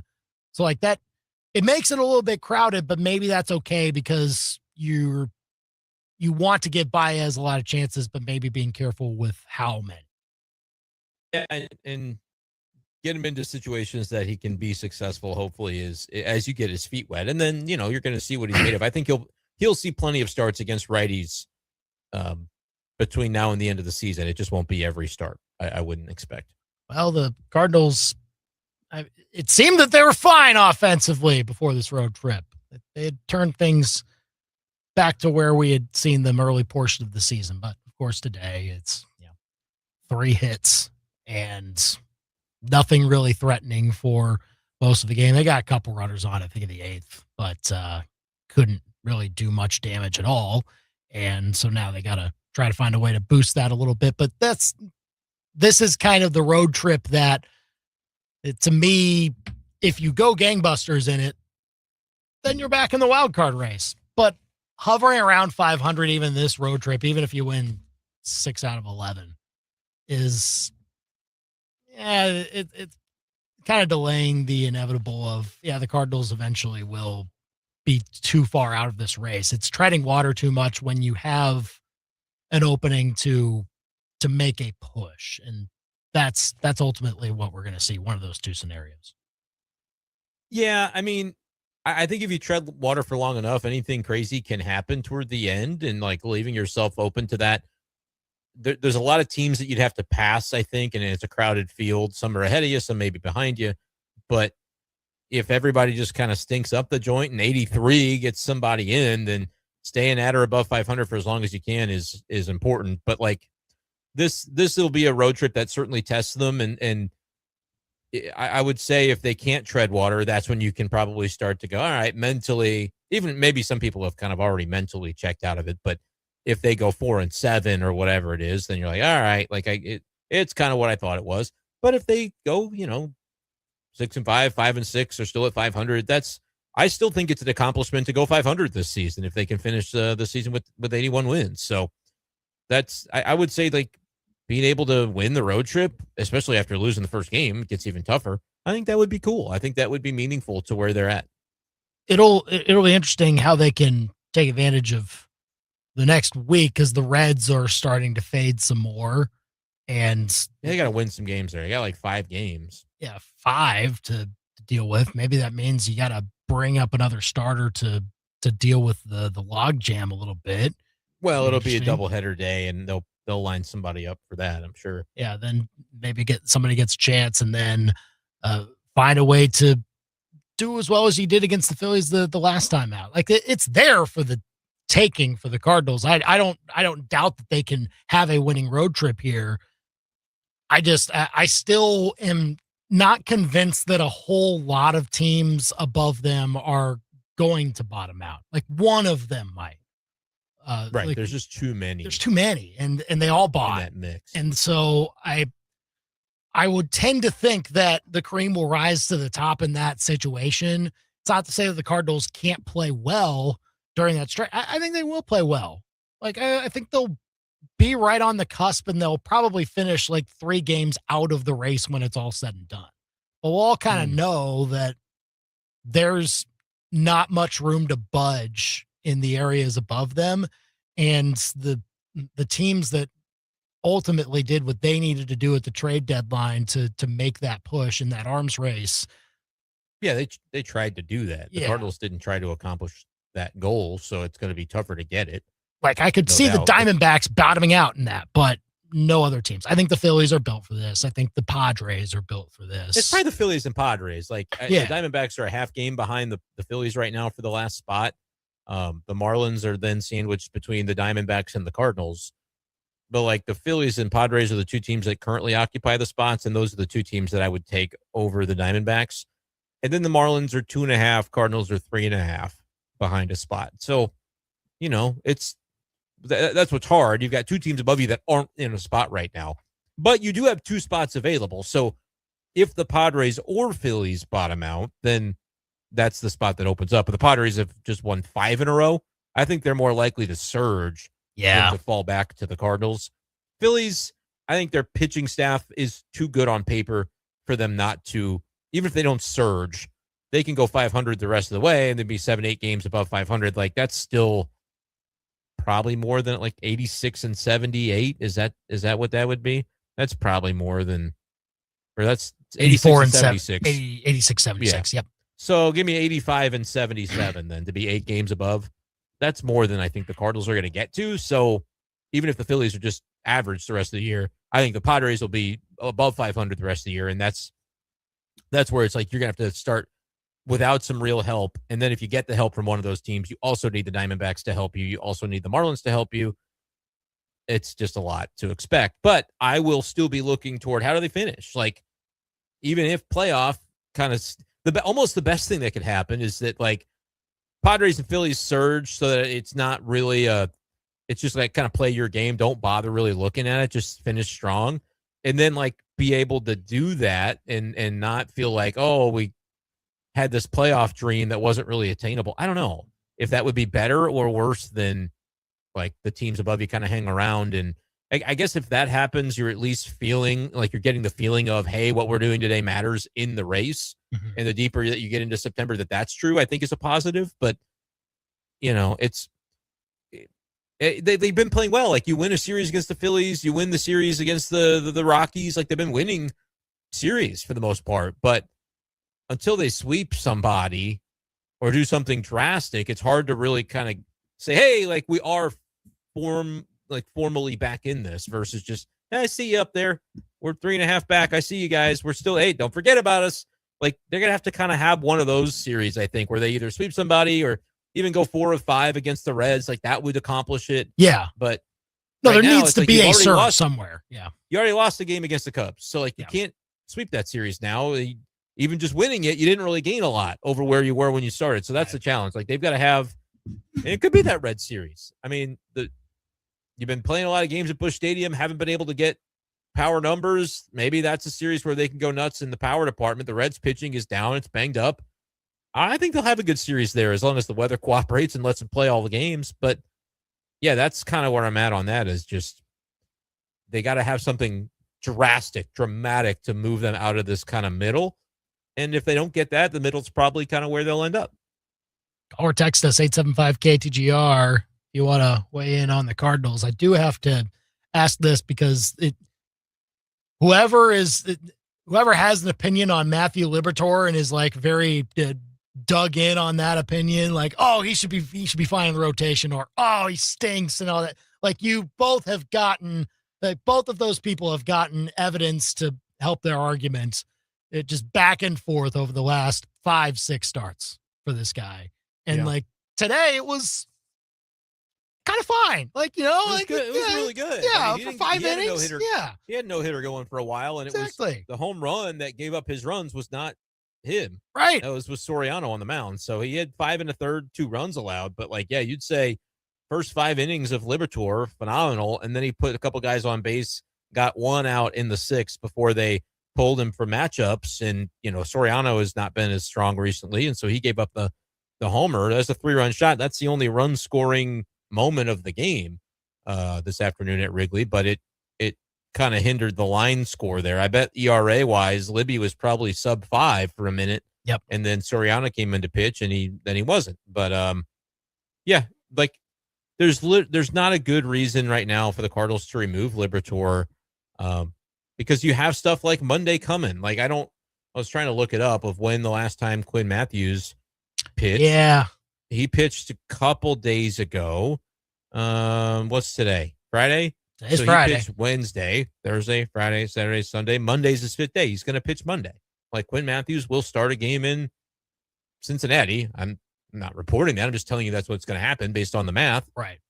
I would be surprised if it's not him. Or probably like if they wanted to give him the extra day and then let somebody who still would have enough rest to pitch, like someone already in their rotation, but then they've got to have him backfill it so that everybody else gets back on time. And then that might mess it up 5 days from then. I don't remember what their next off day is, but you're right. Like they could kind of do it however they're going through a stretch now where they don't have an off day on this road trip. So I imagine Monday would be the spot to put Matthews, but you're right, because they were off on Thursday yesterday, they could maneuver it differently and move 2 starters to the same day. That just puts them into trouble later on in the road trip. So they probably won't do that.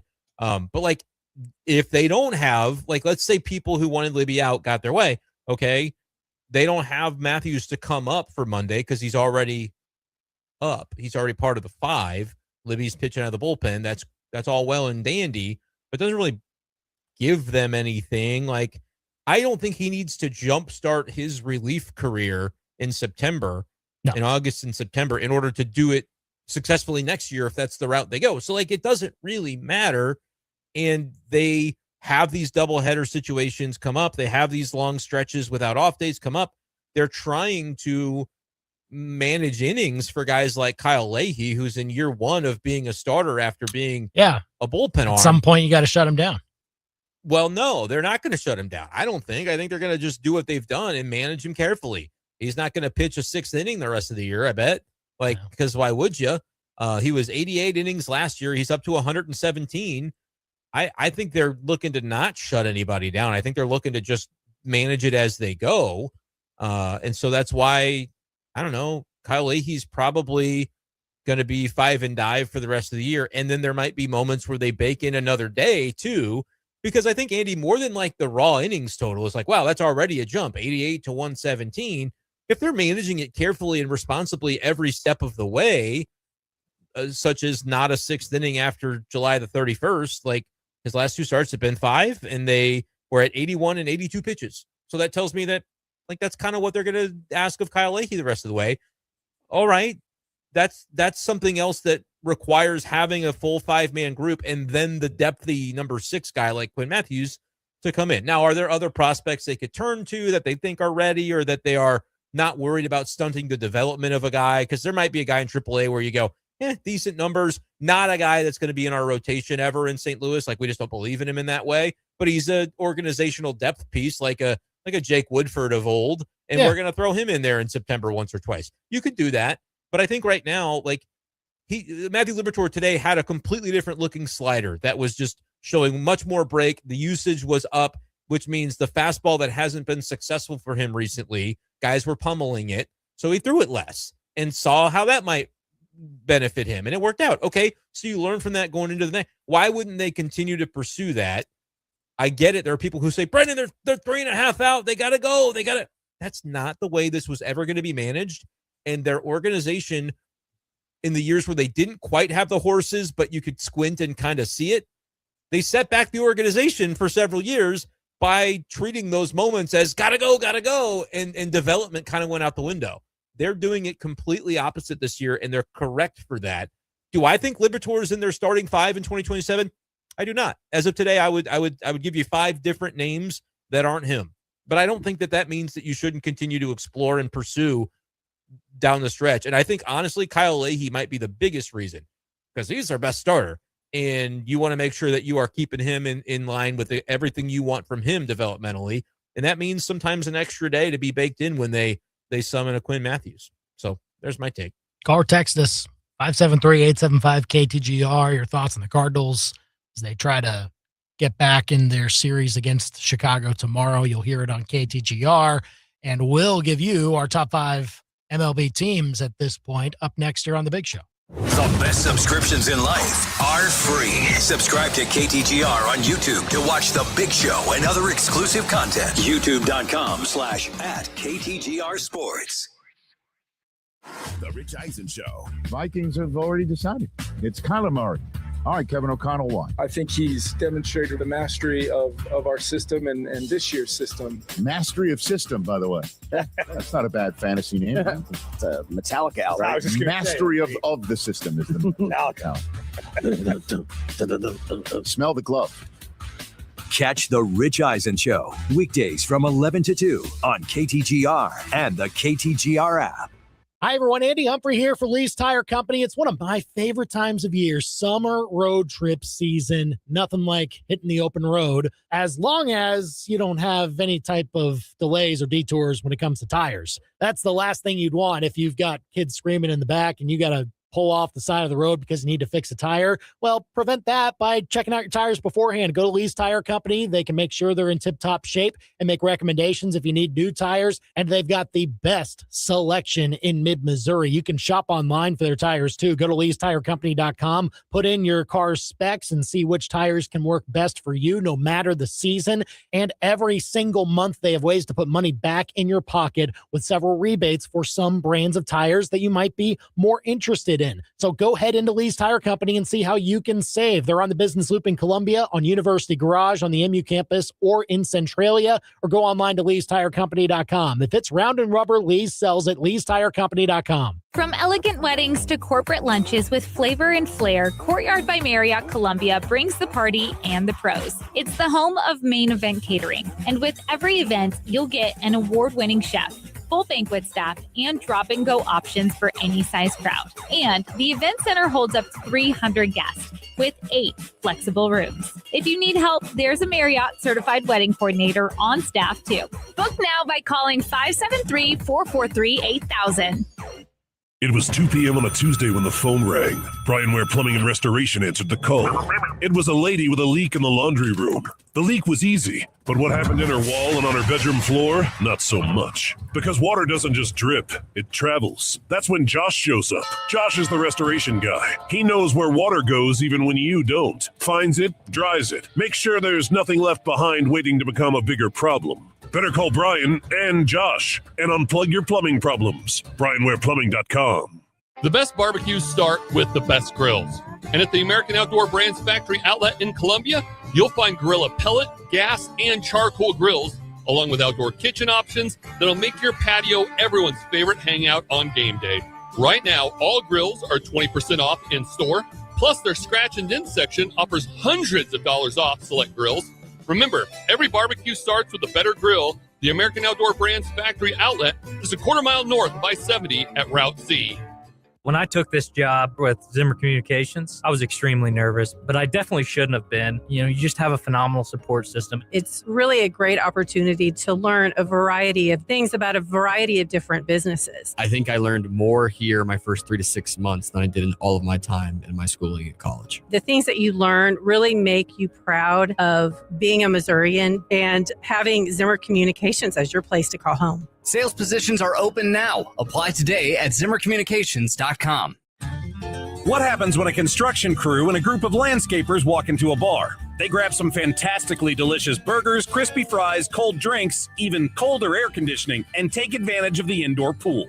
See, Billiards on Broadway was built by people who know that the best way to cool off is to chill out. A roofer and a concrete crew walk into Billiards. What happens next is up to you. Look at home down for burgers and beer. Billiards on Broadway. Call your shot at billiardsonbroadway.com. The best local sports talk around on your ride home. You've got the Big Show on KTGR. Texter just now 875-KTGR saying, what does Church do that Victor Scott doesn't? Seems like they are both excellent defenders, and neither is a serious offensive threat. And doubles. Yeah, that's the power. It's a fair question, but yeah, Church just has more, I think, upside in that regard. It's not maybe drastically more, and it's fair to say that like Church hasn't done as much of it recently.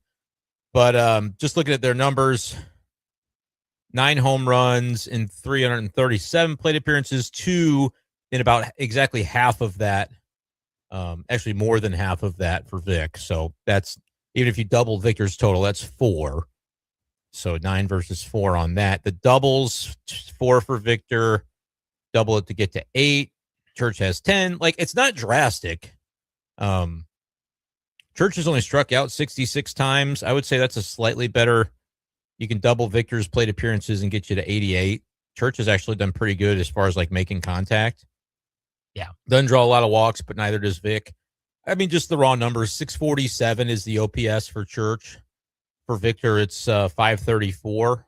So that's like about 150 point gap there.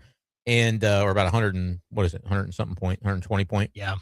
And then even in Memphis, Vic has a 630 OPS this year, which is lower than Nathan Church's MLB OPS. So like yeah, I don't love it. I wish to see Vic hitting a little better down there. He's going through it a little bit. I don't think that's like the ceiling that Victor Scott brings, but I do think that that's kind of, I mean, the numbers are the numbers. It's not even, there's no spite in it. It's just the numbers, and it's Church's gives you a better look right now. I wouldn't give up. I just said this on a podcast today with the cat. I wouldn't give up on Victor Scott. Nolan Gorman, he's a guy hitting a bunch of homers in AAA. I kind of want to see the Cardinals bring him up for a spell, because if they don't, they're just going to cut him in the offseason. He's in that arbitration process, already making like $2.5 million. He'll make 3 or 3.5 next year, because that's how that works. And I just can't imagine them paying that. It's not like it's a huge amount of money, but he's just provided no value this year. And so before you cut him loose, like, all right, he's hitting some homers in Memphis, give him a shot just to see if you can A, decide he's fixed, or B, trade value in the offseason. Right. But with Victor Scott, I would say, you know what, just try to figure out what the heck has been going wrong, and see if they can't bring it back and try to recoup it for next year. But yeah, it's kind of tricky, because they are, Victor Scott and Nathan Church, very similar style of players, left-handed bats, good defensive center fielders, not a lot offensively, and both of them are trying to work at that on their own pace. But I think Church a little bit ahead, at least right now. I would agree. And we'll see. Again, it's not to say that Church has been blistering the baseball. I think it's fair to protect him against lefties and have Pereira out there in center against lefties. But we'll see how the Cardinals decide to do that, with Joshua Baez entering the fold starting tomorrow. All right. Top 5 MLB teams as we start this off again. And I did have that list in front of me. You did? From last time. I found it. Yeah. And I don't know how drastically different it'll be this time, but there is at least one change I have to make. Yeah, I have one change as well. Okay. Who's your change? I'm putting the Cubs in. Woo. Yeah. The Chicago Cubs? Not the Indiana Cubs, the Chicago Cubs. Hey, well played. I mean, why they're in the mix there. Oh, interesting. Now it is due to it's due to a recent surge, right? And so you gotta take it into account. You know, what one good week shouldn't drastically change how you maybe felt about it beforehand. So there is that still to consider. I put them ahead of the Phillies for now.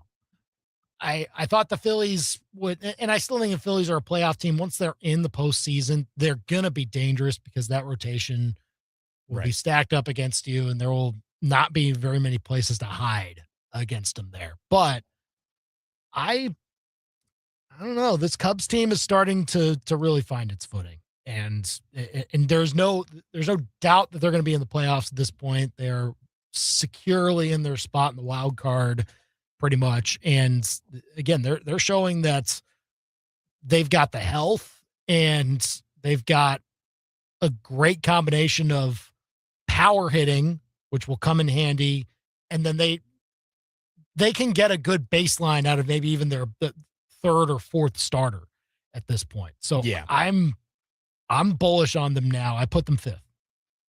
Okay. I did not have the Phillies in my top 5, so that's not a change I can make. And I guess there are merits, I think, to the Cubs, and they've got maybe the MVP if you go that direction on PCA with Shohei Ohtani not pitching right now. Mm-hmm. That's going to be an interesting conversation. They talked about it a little bit on the TV broadcast of the game today between the Cardinals and Cubs, how Ohtani had like 80 some odd innings of just pure Cy Young type of stuff. But that's like not even quite half of a season of a pitcher, but those numbers existed. He contributed those numbers, but PCA contributes defense, and how those voters will have to handle all of that if Shohei doesn't pitch anymore. But there are merits to the Cubs. I don't know if I can vault the Cubs ahead of any of the other teams in the National League that are leading the divisions. Like, I'm going to have the Brewers, Braves, and Dodgers in my list. I'm going to have the Rays on my list. Yeah. I guess the question is, that's my list right there. I'm just saying, here's where we differed last time. Yeah. You had Phillies. I had Yankees, and I had them at number 2. I had them as the number 2 team in baseball, and they've kind of just stagnated a little bit to the point of Rays are hopping them for me. Like, I had Rays. That's the change. I had the Rays third, Yankees second. I go Dodgers, Rays right now off the top. And then the question, I guess, is how far do the Yankees actually fall? I think they fall past the Brewers for me. Brewers number 3 now. I'll bump them up. But are the Yankees, record-wise, they would be. Win percentage, they're not. Yankees are not a top 5 team. What's going on with them that's making them lose all these games? I still just feel like I worry about the health. I worry about the health. Yeah. Like the top guy, like, still don't have Judge back. Still don't have Bellinger back. Stanton, I guess. Did Stanton come back? I guess but even if they come back, how are you going to rely on all those guys to be healthy enough to be their full versions of themselves when you need them to be? This always happens with the Yankees. That those big boppers cannot all bring it together when they need to. Yeah. They're only 15 games above 500 at 68 and 53. Like, the Cubs are definitely handily above them on win percentage. Here's what decided it for me that you're right, which is probably a bad logic to use, but I looked at their most recent game and they lost it 1-0 to the Mariners yesterday. And the lineup was Grisham, Rice, Jones, Ramos, Luis Garcia, Lombard, the rookie that just came up, Chisholm, Caballero, McMahon. Like, they didn't have anybody. They didn't have anybody in their lineup. That sounds like getaway day, was right? 1 through 9, and probably was a getaway day. But, like, to your point, some of the guys that you'd put in there, like an Aaron Judge, not available yet. It's not markedly different from the lineup when they scored 10 runs the day before that. But, like, if I'm giving them a lot of credit for their fear factor as a lineup and all the guys that I assign that credit toward aren't playing, they'll be back, which is why, I assume some of them will be back. I know Judge will find a way to get back. They'll be back, which makes me feel like this is a little short-sighted, but I'll do what you did. Yankees can snuggle into number 5. I'll go Dodgers, Rays, Brewers, Braves, Cubs. Okay. Yankees out, Cubs Yankees snuggle in is what I wanted to say. Yeah. That's look, I think that's fair right now. Like, teams that I would pick to win the World Series today are on that list. All of them. I can see it happen. It's like they're all from the same league, and I know that the eligibility is such that there's going to be another team that's eligible, and the Yankees are better than both division winners currently in the American League, the White Sox and Astros. They're 6 games ahead of those two teams. The Red Sox are interesting. Like, I could see the Red Sox making a run in the playoffs because I'm just looking at it relative to those other teams in the American League. And like the Rays are going to have that target on their back because they're clearly the best team in the league right now. Very interesting. Tigers are in a playoff spot right now. Tigers. Yeah. They probably still needed to trade Scooble, but like they're in a playoff spot today at 60 and 61. Like, how do you square that? I just don't even know how the American League's going to look once the wild card comes around. It's just going to be teams that will look. Maybe one of those teams gets hot and challenges one of those division leaders, but like either the White Sox or the Astros, or like the way it stands now, I guess now it would be the White Sox. Like the White Sox would be the team that is not in the wild card series. Pretty pathetic that there is an AL Central team in a wild card spot, like you said. Yeah. Sub 500. Two of them. Who do you think gets that last spot? Like, I'm going to say right now, Yankees, Red Sox are both in. Yeah. Rays are in. Who's It's the team going to that's be not a in team spot? that largely sold at the deadline. That's what it's going to be, because it's not going to be the Mariners. I was going to ask that because I still have a hard time counting them out, even though they're like way down there with five teams to hop. Starting to really come down. Astros Mariners this weekend. That's huge. Yeah. So we'll see. But I am not in a position to wager on baseball, but if I were, I think Mariners is probably like a long shot right now, I would assume. Like, I haven't even looked. That's not my world. But I think that is fascinating because, like you said, if they're playing each other, might have to, put up or shut up if you're Seattle. But I just feel like their pitching is too good to be down as bad as they've been. But Mariners? But Cal Raleigh is. I saw that he went from 60 homers to 50 hits. Yeah, is like the jump that he's like. That's the completely gone. There's still a 30.8% chance to make the playoffs, according to Fangraphs. The Mariners are a lot. very much in the mix. That's and like still 22% to win the division, which is kind of insane. But their pitching is pretty good. You don't see it usually with those types of records, but I think that's a product of just like the team on paper is better than they've performed and the division's not strong. I think it'll end up being, oddly enough, the Rangers who will get that last spot. Or there will be like a shuffling, like maybe the Rangers win the division, the Astros get the wild card spot or something like that. But I think somehow there will be two teams from that division that make the playoffs, and that's a worse division than even the AL Central, if you ask me, because you have the A's and Angels who are just dreadful now, both of them, and now you've got a race to the top, a race to 500 to win the division. Is Baltimore a little sneaky for wild card? They're only 2 back. Like, it could be any of those teams, realistically. Yeah, and I mean, they're not totally dismantled either. Like, they could get hot and find a way. It's just so funny, though, looking at the wild card standings. The first 5 teams that aren't in it all lost their most recent game. Like, they're nobody's trending well. No, it's all just evening out to the bottom. To find a winning streak on that board, you have to go all the way down to the Angels that have won 3 in a row. They're 12.5 back. It's time to start their move, but they're the only team with a winning streak among the wild card outsiders right now. Hey, John Mozeliak's going to go for it. I don't know about you, but hey, we'll see. 875-KTGR. You want to call or text us.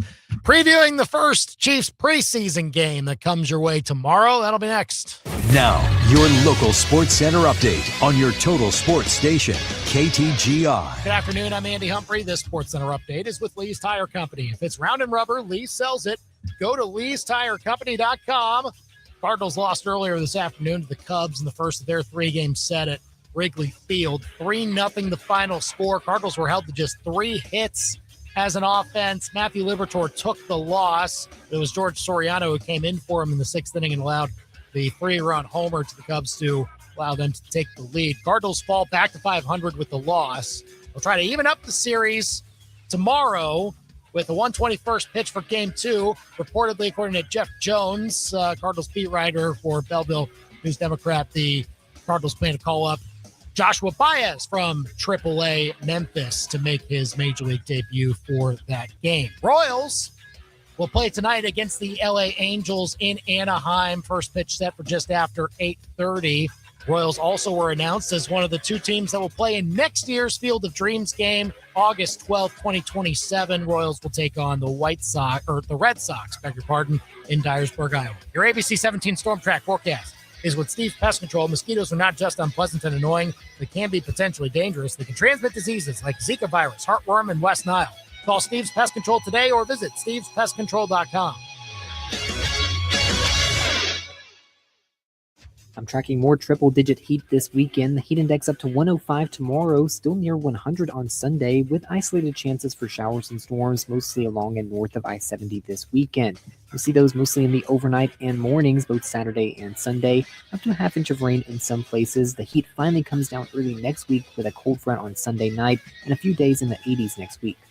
I'm meteorologist Nate Splater, and that's your ABC 17 Storm Track forecast on your total sports station, KTGR. Evan, Canty, and Michelle are unsportsmanlike. It's an indictment on everybody that has fingerprints on the decision to draft J.J. McCarthy. Everybody that had a voice in that room that picked J.J. over Bo Nix is on the hot seat right now as far as I'm concerned. The only question is, how much of a hand did head coach Kevin O'Connell have in all of it? Unsportsmanlike. Catch Unsportsmanlike with Evan, Canty, and Michelle. Weekday mornings from 5 to 9 on KTGR and the KTGR app. Severe weather doesn't need an invitation. One strong storm, heavy rain, or gust of wind will turn a weak tree into a very big problem. No. That's why now is the time to call Advanced Tree Solutions. They identify hazardous trees and limbs before they even have a chance to damage your home, vehicles, or property. Seriously, don't wait for Mother Nature to make the decision for you, because it will. Advanced Tree Solutions, your tree's best friend. AdvancedTreeSolutionsLLC.com. Epic Bug Battle Raps. Brown Recluse versus Tick. Fight! Yo, Tick, you think you're sly, but you're an amateur fighter. I'm a brown recluse spider, spitting venom, cause I'm a better biter. You codependent loser, latching on skin. I wish we weren't related. You a lame arachnid. So sit back and relax while I bust on your bloodbath. I weave a web of truth. You're just needing a feeding and getting fat. Be ready for defeat when we meet, cause all it takes to kill you is a couple minutes inside a dryer on high heat. Listen, Charlotte, while you're weaving your web, I'll be burying my body inside another host to go and get fed. You want to talk dead? Who are you? Once you're found, all a human has to do is grab a shoe. Now you're squished, you won't be missed in your wish. Instead of 6 eyes, you had 9 lives and carry disease like Lyme.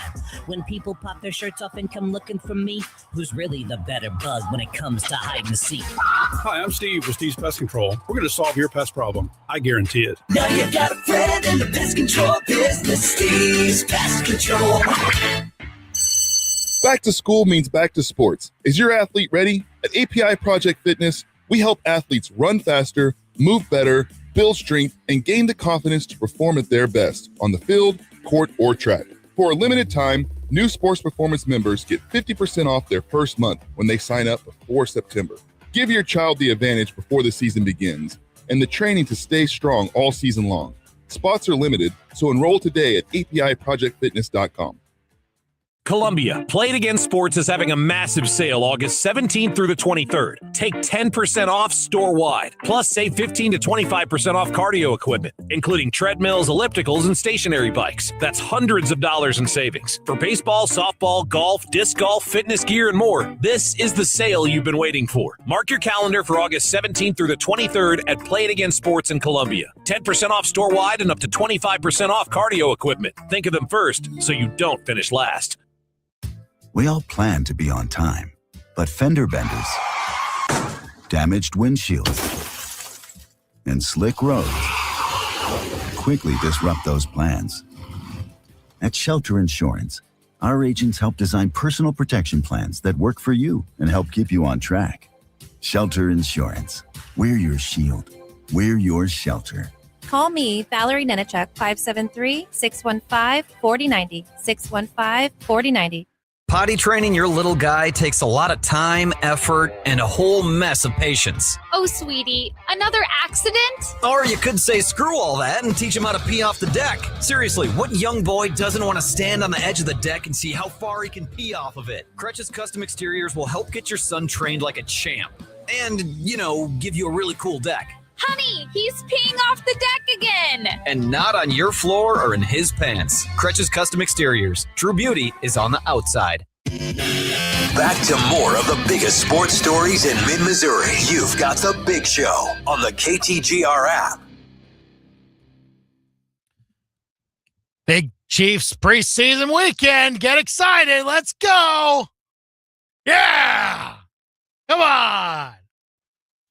Football. It's on our TV screen. Yeah, I'm not going to force you to watch the preseason. I already made fun of producer Drake for watching the preseason, so I'm not gonna make fun of you if you're not. I went through the painstaking process last night of trying to figure out how to get it on, and it's like some of it's on this unlimited thing that I don't have, and some of it's on and I was like, this is gonna be a problem this year.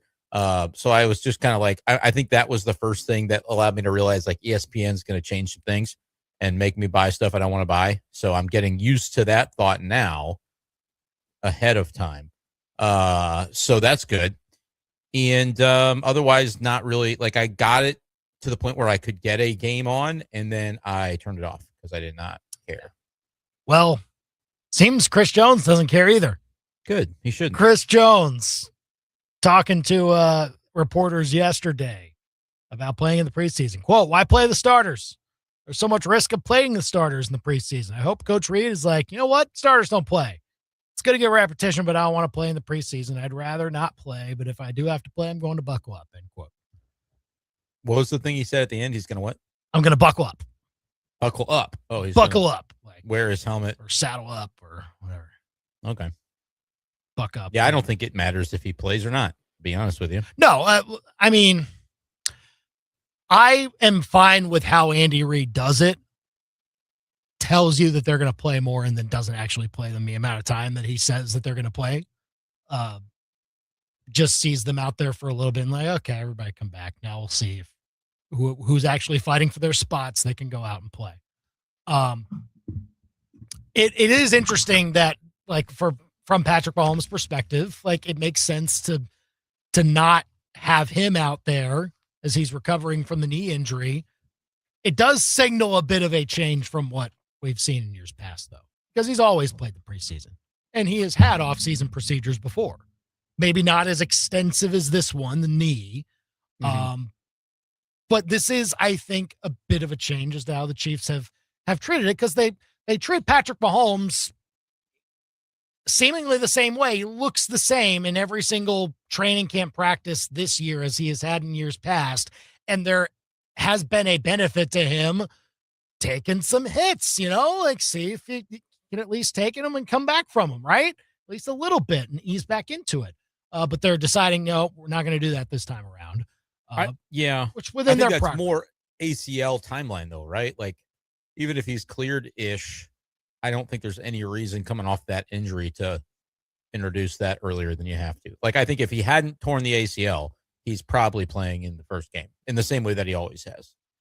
Yeah, it's also, to me, though, it's a signal to how they want to, once the regular season starts, use Patrick Mahomes in a different way than they have in the past.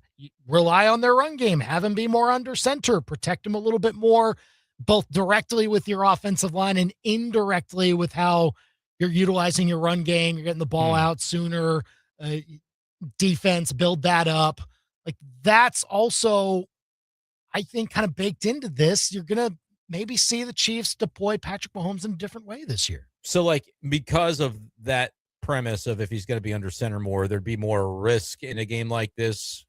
So you're not playing him, and that's the reason? I mean, no, not necessarily. It's to open up more of the offense so that it is not all on him. Sure. I just don't know why him not playing in game one of the preseason after an ACL is a signal that they're going to but use it's him differently. But it's the signal of, okay, well, we're actually going to limit the number of hits he takes for sure, and we're not going to use that benefit of him taking some hits so that he gets back into game shape the way that he has in the past, because we don't want to use him the same way that we have in the past, because we want to stretch out his career, stretch out our championship window. That's kind of the line where I'm going at. I think and maybe there's been reporting to the contrary on this. I assume it's all because of the ICL. Sure. But what you're saying isn't false either, that like, as we get into this Mahomes, whatever this Mahomes era is going to bring, I don't think it's like the twilight of his career, but like it's a phase of, Tom Brady had several different kind of stages of his career. And if you want to play for as long as Tom Brady did, then you certainly have to be mindful of the number of hits you're taking. And he found ways to do that as he went along too. So we'll not see Patrick Mahomes. Andy Reid did confirm that yesterday, and also kind of indicated second and third preseason game. Yeah, probably not going to see him there either.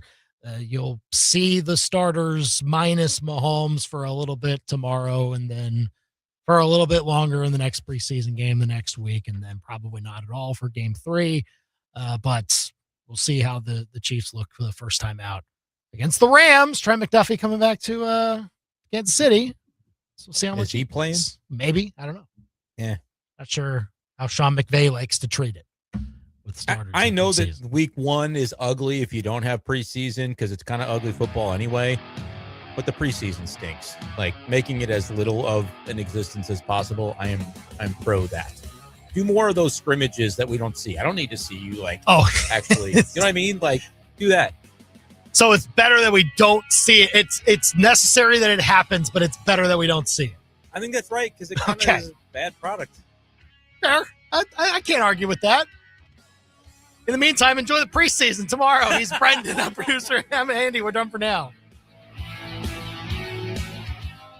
This is a special alert to all Americans who own a vehicle with less